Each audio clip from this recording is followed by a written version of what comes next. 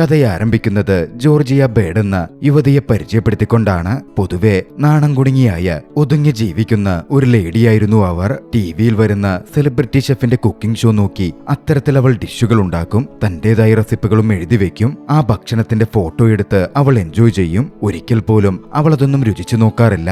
അതൊക്കെ അവൾ അടുത്ത വീട്ടുകാർക്ക് ഗിഫ്റ്റായി കൊടുക്കുകയും ചെയ്യും. ആ ഭക്ഷണമൊക്കെ കഴിച്ചാൽ താൻ തടി വെക്കുമോ എന്ന് ജോർജിയ ഭയപ്പെട്ടിരുന്നു. അതുകൊണ്ടായിരുന്നു അവൾ അതൊന്നും ടേസ്റ്റ് ചെയ്യാതിരുന്നത്. ജോർജിയയ്ക്ക് സ്വന്തമായി പോസിബിലിറ്റീസ് എന്നെഴുതിയൊരു ബുക്കുണ്ട്. ആ ബുക്കിലാണ് തന്റെ സ്വപ്നങ്ങളും ആഗ്രഹങ്ങളും ഒക്കെ അവൾ എഴുതി വെക്കാറുള്ളത്. ഒരു സ്ക്രാപ്പ് ബുക്ക് പോലെ. അവൾ ഉണ്ടാക്കുന്ന ഭക്ഷണത്തിന്റെ ഫോട്ടോസ് അടക്കം അവൾ അതിൽ ഒട്ടിച്ചു ചേർക്കാറുണ്ടായിരുന്നു. ന്യൂ ഓർലാൻഡ്സിലുള്ള കാർഗൻസ് ഡിപ്പാർട്ട്മെന്റ് സ്റ്റോറിലാണ് അവൾ ജോലി നോക്കുന്നത്. വളരെ മികച്ച രീതിയിൽ അവൾ ജോലി നോക്കുമെങ്കിലും അവളുടെ മാനേജർക്ക് അവളെ ഇഷ്ടമേ ആയിരുന്നില്ല.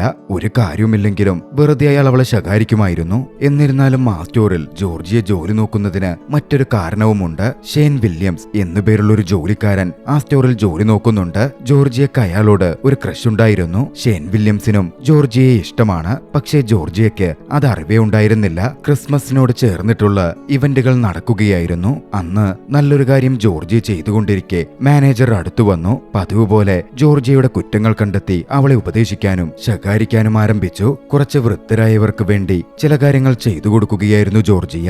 അതിന്റെ പേരിലായിരുന്നു ശകാരം. സ്റ്റോർ ചാരിറ്റിക്കുള്ളതല്ലെന്നും ഇതൊന്നും ഇവിടെ വെച്ച് വേണ്ട എന്നും മാനേജർ പറഞ്ഞു. ഇതെല്ലാ കാലത്തും സ്റ്റോറിന്റെ ഒരു ട്രഡീഷൻ ആയിരുന്നു എന്നൊക്കെ ജോർജിയ താൻ ചെയ്ത പ്രവൃത്തിയെപ്പറ്റി ബോസിനോട് വിശദീകരിക്കാൻ ശ്രമിച്ചെങ്കിലും മാനേജർക്ക് അതൊന്നും തീരെ ഇഷ്ടപ്പെട്ടിരുന്നില്ല. സ്റ്റോറിന്റെ മാഗസിൻ എടുത്ത് ഇത് വായിച്ചു പഠിച്ച് ഇതുപോലെ പ്രവർത്തിക്കെന്ന് പറഞ്ഞ് അവളെ ഏൽപ്പിച്ച് മാനേജർ ഡാമിയൻ അവിടെ നിന്ന് പോയി. പക്ഷേ ഡാമിയൻ പോയതിനു പിന്നാലെ ആ മാഗസിൻ എടുത്ത് ജോർജിയ ട്രാഷ് ബോക്സിലിട്ടു. ഡാമിയൻ പോയതിനു പിന്നാലെ ഷോൺ അങ്ങോട്ടേക്ക് വന്നു. ജോർജിയ ഉണ്ടാക്കി വെച്ചിരുന്ന ഫുഡ് അവിടെ വെച്ച് ഷോൺ ടേസ്റ്റ് ചെയ്യുന്നുണ്ട്. അത്രമേൽ രുചികരമായിരുന്നു. ജോർജിയയെ ഷോൺ അപ്രിഷ്യേറ്റ് ചെയ്തു. ഈ ഭക്ഷണത്തിന്റെ രുചിയും മണവുമൊക്കെ എന്റെ അമ്മ ഉണ്ടാക്കുന്ന ഭക്ഷണത്തിന്റെ അതേ രുചി ഓർമ്മിപ്പിക്കുന്നുണ്ട് എന്ന് ഷോൺ പറഞ്ഞു. അത് കേട്ട് ജോർജിയയും ഏറെ സന്തോഷിച്ചിരുന്നു. അതാണ് തന്റെ ഫീലിങ്സ് അവളോട് തുറന്നു പറയാൻ നല്ലൊരു അവസരം എന്ന് ഷോൺ ചിന്തിക്കുന്നുണ്ടായിരുന്നു. പക്ഷേ ഷോൺ സംസാരിച്ചു തുടങ്ങുമ്പോഴേക്കും അബദ്ധത്തിൽ ജോർജിയയുടെ കയ്യിൽ നിന്ന് സ്പൂണുകൾ താഴെ വീണു. ജോർജിയ കുറച്ച് നെർവസ് ആയിരുന്നു. ഷോൺ പക്ഷേ അവളെ ആശ്വസിപ്പിച്ചു. പിന്നീട് താഴെ വീണ സ്പൂൺ കുനിഞ്ഞെടുക്കാൻ ഇരുവരും ശ്രമിക്കുകയാണ്. പക്ഷേ എഴുന്നേറ്റപ്പോ അവളുടെ തല അവിടെ ഉണ്ടായിരുന്ന കബോർഡിലിടിച്ചു. അതോടെ പെട്ടെന്ന് ജോർജിയ ഒന്ന് മയങ്ങിപ്പോയി. ജോർജിയയ്ക്ക് എന്തു പറ്റിയെന്നറിയാതെ ഷോൺ ജോർജിയയെ പൊക്കിയെടുത്ത് സ്റ്റോറിന്റെ തന്നെ അടുത്തുള്ള ക്ലിനിക്കിലേക്ക് കൊണ്ടുപോകാൻ ആരംഭിച്ചു. ഇത് കണ്ട് മാനേജർ ഡാമിയാനും ഓടി വരുന്നുണ്ട്. ഡാമിയനെ സംബന്ധിച്ച് ഏറെ ടെൻഷനായത് ജോർജിയുടെ മെഡിക്കൽ ചെലവിന് സ്റ്റോറിൽ നിന്ന് കുറെ പണം ചെലവാക്കേണ്ടി വരുമോ എന്നത് മാത്രമായിരുന്നു. ഡോക്ടർ ജോർജിയയെ പരിശോധിച്ചു. ചെറുബോധത്തിലേക്ക് വന്നിരുന്ന ജോർജിയ ഷോണിനെ പറ്റി ഫാന്റസൈസ് ചെയ്യാൻ ആരംഭിച്ചിരുന്നു. അതുകൊണ്ട് തന്നെ ഡോക്ടർ ചോദിച്ചതൊന്നും ജോർജിയ ശ്രദ്ധിച്ചതേയില്ല. മയക്കത്തിൽ ജോർജിയുടെ തലക്കിനെന്തോ ആഘാതം സംഭവിച്ചിട്ടുണ്ട് എന്നായിരുന്നു ഡോക്ടർ ആദ്യമേ ചിന്തിച്ചത്. അതുകൊണ്ട് തന്നെ ഡോക്ടർ ജോർജിയയ്ക്ക് ഒരു CT സ്കാൻ എഴുതി. പിന്നാലെ CT സ്കാനിന് ജോർജിയ വിധേയയായി. പക്ഷേ റിസൾട്ട് വന്നപ്പോ ഞെട്ടിക്കുന്ന കാര്യങ്ങളായിരുന്നു റിസൾട്ടിലുണ്ടായിരുന്നത്. ജോർജിയയുടെ തലയിൽ നിരവധി ബ്രെയിൻ ട്യൂമേഴ്സ് ഉണ്ടെന്നും ന്യൂറോളജിക്കൽ ഡിസോർഡറായ ലാംപിങ്ടൺ ഡിസീസ് കാരണമാണിത് സംഭവിക്കുന്നത് എന്നും ഡോക്ടർ പറഞ്ഞു. ജോർജിയക്ക് കഷ്ടി 3 ആഴ്ച കൂടിയേ ഇനി ആയുസുണ്ടാകൂ എന്നും ഡോക്ടർ കൂട്ടിച്ചേർക്കുന്നുണ്ട്. അക്ഷരാർത്ഥത്തിൽ അത് കേട്ട് ജോർജിയ ഞെട്ടിയിരുന്നു. ജോർജിയക്ക് അത് വിശ്വസിക്കാനേ സാധിച്ചില്ല. എല്ലാത്തിലും ഉപരിയായി ജോർജിയയെ കൂടുതൽ ബാധിച്ചത് അവളുടെ HMO പ്ലാൻ, അതായത് health maintenance organisation medical insurance plan. ഓപ്പറേഷന് വേണ്ട പണം പൂർണ്ണമായും നൽകില്ലെന്നും അതുകൊണ്ട് അവൾ തന്നെ അതിനുവേണ്ട പണമെടുക്കണം എന്നുള്ളതായിരുന്നു. ജോർജിയയുടെ പക്കൽ അത്രമേൽ പണമില്ല. മാത്രമല്ല അത് ചെയ്താലും എത്രനാൾ ജീവിക്കാൻ പറ്റും എന്നതിൽ വലിയ കാര്യമൊന്നുമില്ല. കുറച്ച് മാസങ്ങൾ ചിലപ്പോൾ നീട്ടിക്കിട്ടിയേക്കാം. അന്ന് രാത്രിയിൽ ഏറെ വേദനയോടെ മദ്യപിച്ചൊക്കെ ജോർജിയ ആലോചിച്ചുകൊണ്ടിരുന്നു. പലപ്പോഴും അവൾ പൊട്ടിക്കരഞ്ഞു. തന്റെ പോസിബിലിറ്റീസ് എന്ന ബുക്ക് അവൾ എടുത്തുവെച്ച് തുറന്നു നോക്കി. ഒരിക്കലും നടന്നിട്ടില്ലാത്ത തന്റെ ആഗ്രഹങ്ങളടങ്ങിയ ബുക്ക് നോക്കി അവൾ വേദനയോടെ ഇരുന്നു. കുറച്ചു സമയം പിന്നിട്ടതും അവൾ കണ്ണു തുടച്ചു. ചില കാര്യങ്ങൾ ജോർജിയ തീരുമാനിച്ചുറപ്പിച്ചിരുന്നു. ആശുപത്രിയിൽ ബാക്കിയുള്ള കാലം ചികിത്സയുമായി കഴിയാതെ ഇനി എന്ത് ബാക്കിയുണ്ടോ അത് സന്തോഷത്തോടെ തന്റെ ആഗ്രഹം പോലെ ജീവിച്ചു തീർക്കുക എന്നതായിരുന്നു അവൾ തിരഞ്ഞെടുത്തത്. അടുത്ത ദിവസം ജോർജിയ ജോലി സ്ഥലത്തേക്ക് എത്തി. നേരം മാനേജർ ഡാമിയന്റെ മുറിയിലേക്ക് കയറി ചെന്നു. തന്റെ ഫോൺ എടുത്ത് ബിസി അഭിനയിച്ച് ജോർജിയയെ അവോയ്ഡ് ചെയ്യാൻ ഡാമിയൻ ശ്രമിക്കുന്നുണ്ടായിരുന്നു. ജോർജിയക്ക് നല്ല ദേഷ്യം തന്നെ വന്നു. അയാളുടെ ആറ്റിറ്റ്യൂഡ് കണ്ട് ദേഷ്യം കടിച്ചു പിടിച്ചിരുന്ന ജോർജിയ സഹി പൊട്ടിയ നേരത്തിൽ തന്റെ ഷൂസ് എടുത്ത് ഡാമിയന്റെ സെൽഫോൺ അടിച്ചു തകർത്തു. ഇരിപ്പിടത്തിൽ നിന്ന് എഴുന്നേറ്റ് ദേഷ്യം കൊണ്ട് വിറച്ച ജോർജിയ താൻ ഈ ജോലി ക്വിറ്റ് ചെയ്യുന്നു എന്ന് ഡാമിയനോട് അറിയിച്ചു. ജോർജിയ പോയാൽ നല്ലൊരു സ്റ്റാഫാണ് നഷ്ടപ്പെടുന്നത്. ഡാമിയന് നല്ല പണി കിട്ടും. കേട്ടും ഡാമിയൻ അതുകൊണ്ട് തന്നെ ജോർജിയയുടെ സമാധാനത്തിൽ ജോർജിയ എത്ര മികച്ച സ്റ്റാഫാണെന്നും അവിടെ തുടരണം എന്നുമൊക്കെ ആവശ്യപ്പെടാൻ തുടങ്ങി. പക്ഷേ ജോർജിയ തന്റെ മൈൻഡ് സെറ്റ് ചെയ്ത് കഴിഞ്ഞിരുന്നു. ഇനി താൻ ഇവിടെ തുടരില്ല എന്ന് തീർത്തു പറഞ്ഞ് ജോർജിയ ജോലി രാജിവെച്ച് തന്നെ അവിടെ നിന്ന് ഇറങ്ങിപ്പോന്നു. തന്റെ ആഗ്രഹങ്ങൾ പൂർത്തിയാക്കാൻ പണം ആവശ്യമാണല്ലോ. അത്രനാളും താൻ സേവ് ചെയ്തു വെച്ച പണവും അമ്മ കൊടുത്തിരുന്ന പണവുമടക്കം മുഴുവനും ബാങ്കിൽ പോയി ജോർജിയ വിഡ്രോ ചെയ്തെടുത്തു. തന്റെ ബാക്കിയുള്ള ജീവിതം ആഗ്രഹിച്ച പോലെ ലക്ഷറിയായി ജീവിക്കാൻ ജോർജിയ തീരുമാനിച്ചിരുന്നു. ജീവിതത്തിലെ അവസാനത്തെ ഒരു ഹോളിഡേ യൂറോപ്പിലേക്ക് ജോർജിയ ഒരു എക്കണോമി ഫ്ലൈറ്റ് ടിക്കറ്റ് ബുക്ക് ചെയ്തു. കൃത്യമായി പറഞ്ഞാൽ ചെക്ക് റിപ്പബ്ലിക്കിലേക്ക്. പിന്നാലെ ജോർജിയ എയർപോർട്ടിൽ വന്നിറങ്ങി. ടാക്സിക്ക് വേണ്ടി വെയിറ്റ് ചെയ്ത് കുറച്ചു കഴിഞ്ഞും ടാക്സി കിട്ടാതായതോടെ ജോർജിയയുടെ ക്ഷമ നശിച്ചു.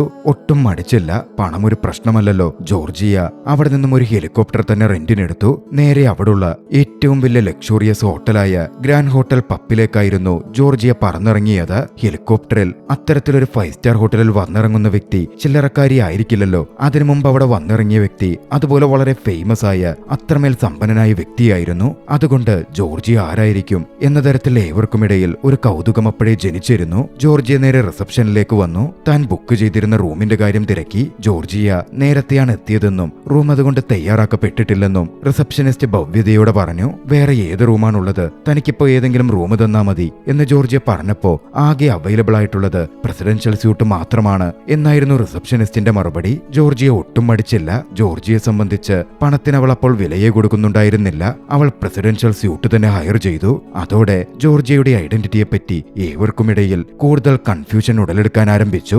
പലരും ജോർജിയെ ശ്രദ്ധിക്കുന്നുണ്ടായിരുന്നു. ആ കൂട്ടത്തിലൊരാൾ ക്രൈഗൻ എന്ന വ്യക്തിയായിരുന്നു. ക്രൈഗൻ യാഥാർത്ഥ്യത്തിൽ ജോർജിയ ലൂസിയാനയിൽ ജോലി ചെയ്തിരുന്നല്ലോ. കൃത്യമായി പറഞ്ഞാൽ ന്യൂ ഓർലാൻഡ്സിൽ ആ കാർഗൻസ് ഡിപ്പാർട്ട്മെന്റ് സ്റ്റോറിന്റെ ഉടമയായിരുന്നു. ക്രൈഗനെ കണ്ടതും ജോർജിയ ആളെ തിരിച്ചറിഞ്ഞു. അതിലൂടെ പോവുകയായിരുന്ന ഒരു സ്റ്റാഫിനടുക്കൽ ക്രൈഗനെ പറ്റി ജോർജിയ ചോദിക്കുകയും ചെയ്തു. ക്രൈഗൻ എല്ലാ ക്രിസ്മസും നമ്മുടെ ഈ ഹോട്ടലിലാണ് സ്പെൻഡ് ചെയ്യാറുള്ളത് എന്നാ സ്റ്റാഫ് ജോർജിയയോട് പറഞ്ഞു. ക്രൈഗനൊപ്പം ഒരു ലേഡിയും ഉണ്ടായിരുന്നു. അത് ക്രൈഗന്റെ ഭാര്യയല്ല, സെക്രട്ടറിയാണ്. ക്രൈഗന്റെ വെപ്പാട്ടിയാണ് എന്ന് ജോർജിയ ഉടനടി തിരിച്ചറിഞ്ഞു. അത്തവണ ക്രിസ്മസ് ക്രൈഗനൊപ്പം ചെലവഴിക്കാൻ ആ ഹോട്ടലിലേക്ക് മറ്റു ചില അതിഥികളും ക്രൈഗന്റെ ക്ഷണപ്രകാരം എത്തുന്നുണ്ടായിരുന്നു. ജോർജിയയുടെ ടൗൺ മേയറും മറ്റൊന്ന് അവിടുത്തെ പ്രധാന രാഷ്ട്രീയക്കാരനും അയാളുടെ ഭാര്യയുമായിരുന്നു. പിന്നാലെ ജോർജിയ തന്റെ മുറിയിലെത്തി. സ്റ്റാഫുകളോട് വളരെയധികം മര്യാദയോടെ സ്നേഹത്തിലും വിനയത്തിലുമായിരുന്നു ജോർജിയ പെരുമാറിയിരുന്നത്. അവർക്ക് നല്ല ടിപ്പൊക്കെ ജോർജിയ കൊടുക്കുകയും ചെയ്തു. ഹോട്ടലിൽ എത്തിയ ശേഷം ജോർജിയ ആദ്യമേ ചെയ്തത് അടുത്തുള്ളൊരു ബൊട്ടീക്കിലേക്ക് പോവുകയായിരുന്നു. പണ്ട് തൊട്ടേ ജോർജിയ ആഗ്രഹിച്ചിരുന്ന തരത്തിലുള്ള അതിഗംഭീരമായ വസ്ത്രങ്ങൾ ജോർജിയ അവിടെ നിന്ന് തിരഞ്ഞെടുത്തു. ഒരുപാട് വസ്ത്രങ്ങൾ തന്നെ വാങ്ങി. അങ്ങനെ ക്രിസ്മസിന്റെ അടുത്തേക്ക് എത്തി. ക്രിസ്മസ് ഡിന്നർ ഹോട്ടൽ അറേഞ്ച് ചെയ്തിരുന്നു. ഏറെ വിലപിടിപ്പുള്ള ഒരു ചുവന്ന വസ്ത്രം ധരിച്ച് അണിഞ്ഞൊരുങ്ങി ജോർജിയ ഹോട്ടലിന്റെ ഡൈനിങ് ഹാളിലേക്ക് എത്തി. ജോർജിയ വന്നിരുന്നപ്പോ ജോർജിയയെ മേയർ ശ്രദ്ധിച്ചിരുന്നു. ജോർജിയയുടെ ഭംഗിയിൽ മേയറുടെ കണ്ണുടുക്കി നിന്നു. പക്ഷേ ജോർജിയാകട്ടെ തന്റെ മുമ്പിലുള്ള മെനുവിൽ സൂക്ഷ്മതയോടെ നോക്കിക്കൊണ്ടിരിക്കുകയായിരുന്നു. ജോർജിയ അതുകൊണ്ട് തന്നെ അതൊന്നും ശ്രദ്ധിച്ചതേയില്ല. മെനു കാർഡിന്റെ താഴെയായി തനിക്കേറെ പരിചയമുള്ള പേര് കണ്ടതും ജോർജിയ ഒന്ന് അതിശയിച്ചു. അവൾക്കേറെ പ്രിയപ്പെട്ട ഷെഫിന്റെ പേരായിരുന്നു അത്. ആ ഷെഫ് ജോലി നോക്കുന്നത് ആ ഹോട്ടലിലാണ്. ഷെഫ് ഡിഡിയറിനെ അവൾ അത്രമേൽ ആരാധിച്ചിരുന്നതുമാണ്. പിന്നീട് ക്രൈഗനും മറ്റുള്ളവരും ചേർന്ന് ജോർജിയോട് സംസാരിക്കാനും ജോർജിയയുടെ ഐഡന്റിറ്റിയിലെ കൺഫ്യൂഷനും പ്രശ്നവും സോൾവ് ചെയ്യാനും ശ്രമിക്കാൻ തുടങ്ങി. ജോർജിയക്കൊപ്പം ഒരു ടേബിളിലിരുന്ന് അവരെല്ലാവരും ജോർജിയോട് സംസാരിച്ചു. സംസാരത്തിനിടയിൽ പ്രധാന രാഷ്ട്രീയക്കാരനായ വ്യക്തി ഈ വീക്കെൻഡിലെ ജോർജിയയുടെ പദ്ധതി എന്തൊക്കെയാണ് എന്ന തരത്തിൽ അന്വേഷിച്ചു. ജോർജിയയുടെ പ്ലാൻ എന്താണെങ്കിലും തങ്ങളൊക്കെ അതിൽ ജോയിൻ ചെയ്തോളാം എന്നും അവർ പറഞ്ഞു. ജോർജിയയും സന്തോഷത്തോടെ അവരെ തന്റെ കൂടെ കൂട്ടുകയാണ്. പക്ഷേ അപ്പോഴും ജോർജിയ ആരാണ് എന്നുള്ള കാര്യത്തിൽ അവർക്കൊന്നും വ്യക്തതയുണ്ടായിരുന്നില്ല. ഇതേസമയം മറുവശത്ത് ലൂസിയാനയിൽ ജോർജിയെ കാണാതെ ഷോൺ കുറച്ച് അപ്സെറ്റ് ആവുന്നുണ്ടായിരുന്നു. ജോർജി ഇത് എവിടെ പോയി, എന്താണ് അവൾക്ക് സംഭവിച്ചത് എന്നൊക്കെ ഷോൺ അന്വേഷിക്കാൻ ആരംഭിച്ചു. അതിനുവേണ്ടി ആദ്യമേ സ്റ്റോറിനടുത്തുള്ള ക്ലിനിക്കിലേക്ക് ഷോൺ ചെന്നു. അവിടുത്തെ ഡോക്ടറിൽ നിന്ന് ജോർജിയക്ക് മാരകമായ അസുഖമാണ് എന്ന കാര്യം ഷോൺ മനസ്സിലാക്കുകയാണ്. ഷോൺ പിന്നാലെ ജോർജിയെ അന്വേഷിച്ച് അവളുടെ വീട്ടിലേക്ക് ചെന്നു. അവിടെ എത്തിയപ്പോൾ ജോർജിയയുടെ നെഫ്യൂ ഡേറിയസ് മാത്രമേ അവിടെ ഉണ്ടായിരുന്നുള്ളൂ. അവനോട് ഷോൺ സംസാരിച്ചു.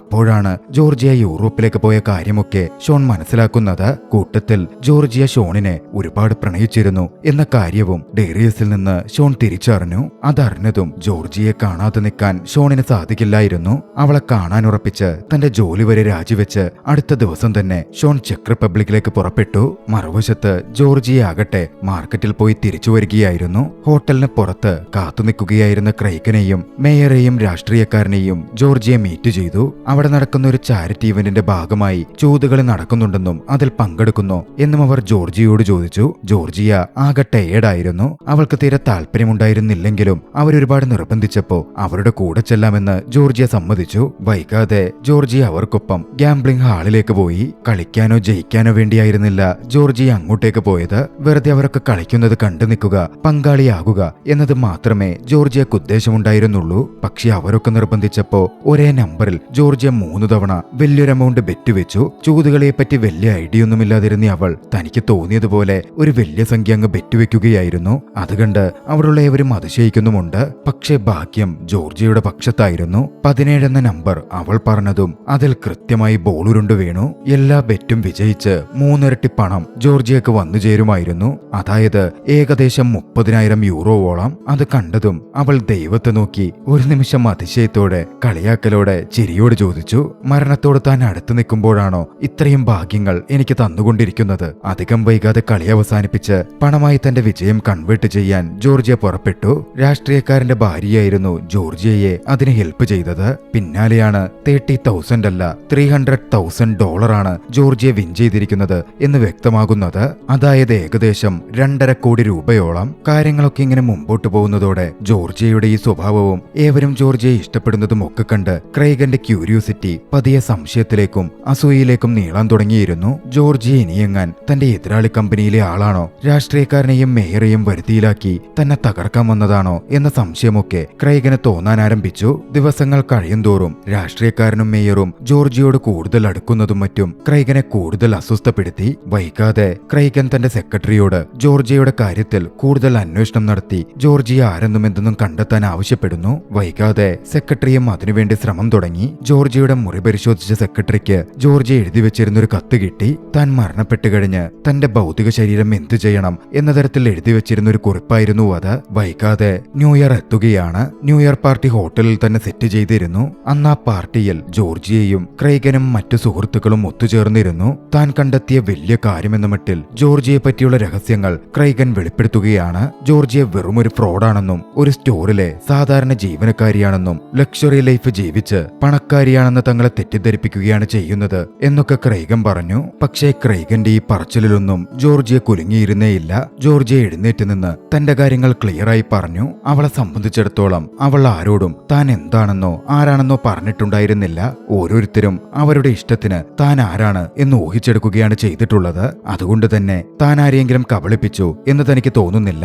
മറ്റൊരു പ്രധാന കാര്യം, താൻ ആരുടെയും പണം മോഷ്ടിച്ച് ആരെയും അപഹരിച്ച് ആരുടെയും ഒന്നും കവർന്നെടുത്ത് ജീവിക്കാൻ ശ്രമിച്ചിട്ടില്ല. തന്റെ ജീവിതത്തിലെ മുഴുവൻ സമ്പാദ്യവും എടുത്താണ് തന്റെ ആഗ്രഹം പോലെ ഈ ലക്ഷറി ലൈഫ് ജീവിച്ചുകൊണ്ടിരിക്കുന്നത്. പിന്നാലെ ജോർജിയ തന്റെ രോഗകാര്യങ്ങളും എന്തുകൊണ്ട് താൻ ഇത് ഡിസൈഡ് ചെയ്തു എന്ന കാര്യവുമൊക്കെ വ്യക്തമാക്കി. ടേബിളിലുള്ള ഏവരെയും അൺകംഫോർട്ടബിൾ ആക്കണ്ടെന്ന് കരുതി അവരോടൊക്കെ യാത്ര പറഞ്ഞ് ജോർജിയ അവിടെ നിന്ന് മാറുകയും ചെയ്തു. ജോർജിയയുടെ ആ പറച്ചിലൊക്കെ കേട്ടതും ജോർജിയയുടെ കാര്യങ്ങൾ മനസ്സിലാക്കാൻ ക്രൈഗൻ ചെയ്ത ചീപ്പ് പരിപാടിയും മറ്റും അതിനോടകം മനസ്സിലാക്കിയിരുന്ന രാഷ്ട്രീയക്കാരനും മേയർക്കും ക്രൈഗന്റെ പെരുമാറ്റത്തോടും ചെയ്ത പ്രവൃത്തിയോടും വല്ലാത്ത അതൃപ്തി തോന്നി. അവരത് പരസ്യമായി പ്രകടിപ്പിക്കുകയും ചെയ്തു. ജോർജിയോട് സഹതാപം തോന്നിയവർ ക്രൈഗനെ വിട്ട് ഇരിപ്പിടത്തിൽ നിന്ന് എഴുന്നേറ്റ് പോവുകയും ചെയ്തു. അധികം വൈകിയില്ല. ക്രൈഗന്റെ ഇത്തരത്തിലുള്ള പ്രവൃത്തികളോട് അതൃപ്തി തോന്നിയിരുന്ന ക്രൈഗന്റെ സെക്രട്ടറിയും ക്രൈഗനെ വിട്ട് എഴുന്നേറ്റ് പോയി. തന്റെ പ്രവൃത്തിയിൽ ക്രൈഗന് കുറ്റബോധവും വേദനയും തോന്നി. എല്ലാവരുടെയും മുമ്പിൽ താൻ അപമാനിതനായി എന്നതുപോലെ ക്രൈഗൻ അനുഭവപ്പെട്ടു.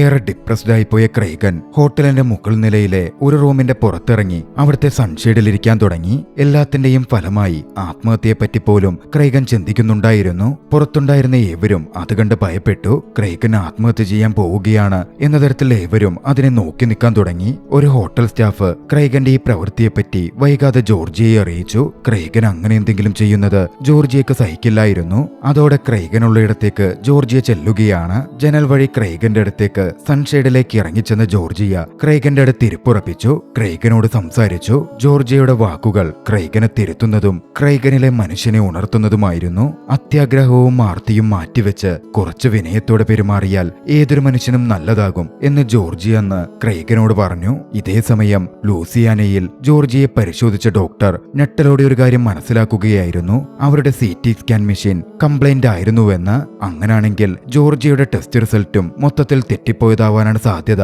എന്നയാൾ വിലയിരുത്തി. കൂടുതൽ പരിശോധനയിൽ ജോർജിയയുടെ ടെസ്റ്റ് റിസൾട്ട് പൂർണ്ണമായും തെറ്റായിരുന്നു എന്ന് ഡോക്ടർ മനസ്സിലാക്കുകയാണ്.